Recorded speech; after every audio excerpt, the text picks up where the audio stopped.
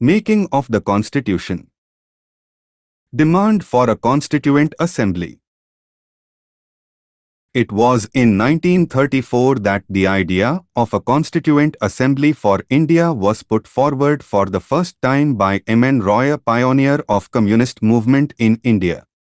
In 1935, the Indian National Congress, INC, for the first time, officially demanded a Constituent Assembly to frame the Constitution of India.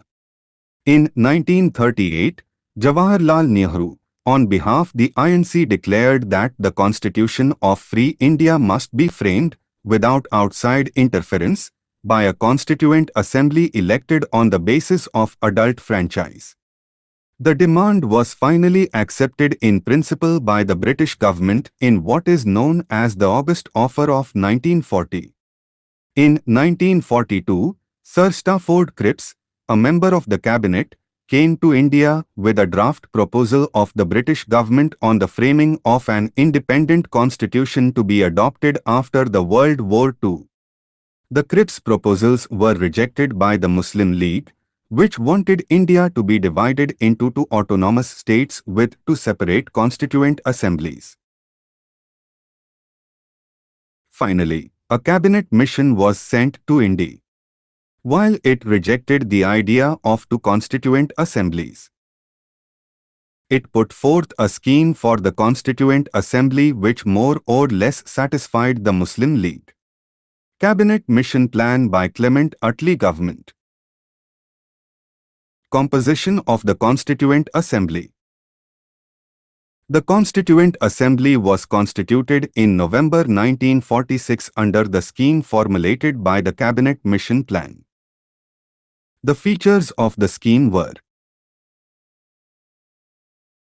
1.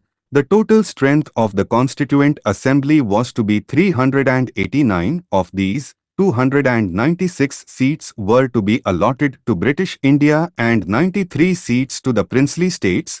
Out of 296 seats allotted to the British India, 292 members were to be drawn from the 11 governors' provinces and 4 from the 4 chief commissioners' provinces, 1 from each. 2. Each province and princely state, or group of states in case of small states, were to be allotted seats in proportion to their respective population. Roughly, 1 seat was to be allotted for every 1 million population. 3. Seats allocated to each British province were to be divided among the 3 principal communities: Muslims, Sikhs and General, all except Muslims and Sikhs, in proportion to their population. 4. The representatives of each community were to be elected by members of that community in the Provincial Legislative Assembly, and voting was to be by the method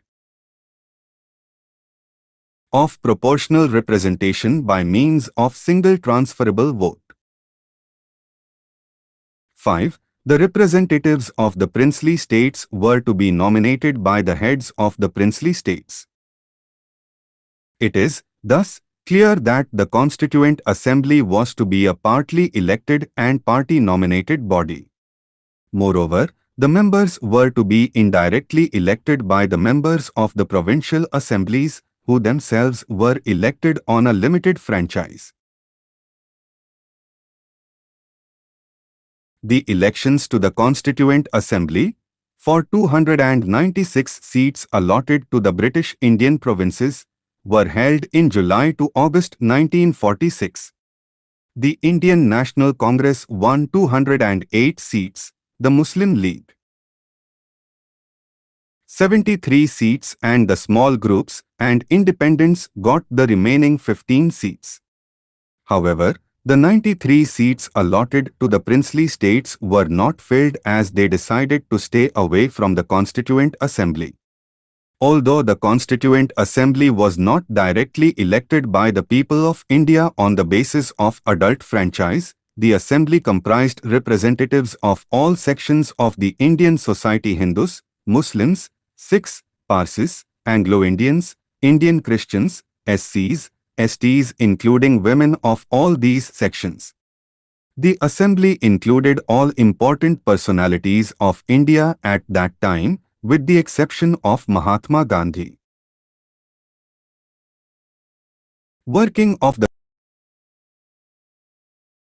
Constituent Assembly. The Constituent Assembly held its first meeting on 9th December 1946. The Muslim League boycotted the meeting and insisted on a separate state of Pakistan. The meeting was, thus, attended by only 211 members. Dr. Sachidananda Sinha, the oldest member, was elected as the temporary president of the assembly, following the French practice. Later, Dr. Rajendra Prasad was elected as the president of the assembly. Similarly, both H.C. Mukherjee and V.T. Krishnamachari were elected as the vice presidents of the assembly. In other words, the assembly had two vice presidents. Objectives Resolution. On 13th December 1946, Jawaharlal Nehru moved the Historic Objectives Resolution in the Assembly. It laid down the fundamentals and philosophy of the constitutional structure. This resolution was unanimously adopted by the Assembly on 22nd January 1947. Its modified version forms the preamble of the present Constitution. 28 January 1950 the Supreme Court was established. First draft proposal by B. N. Rao.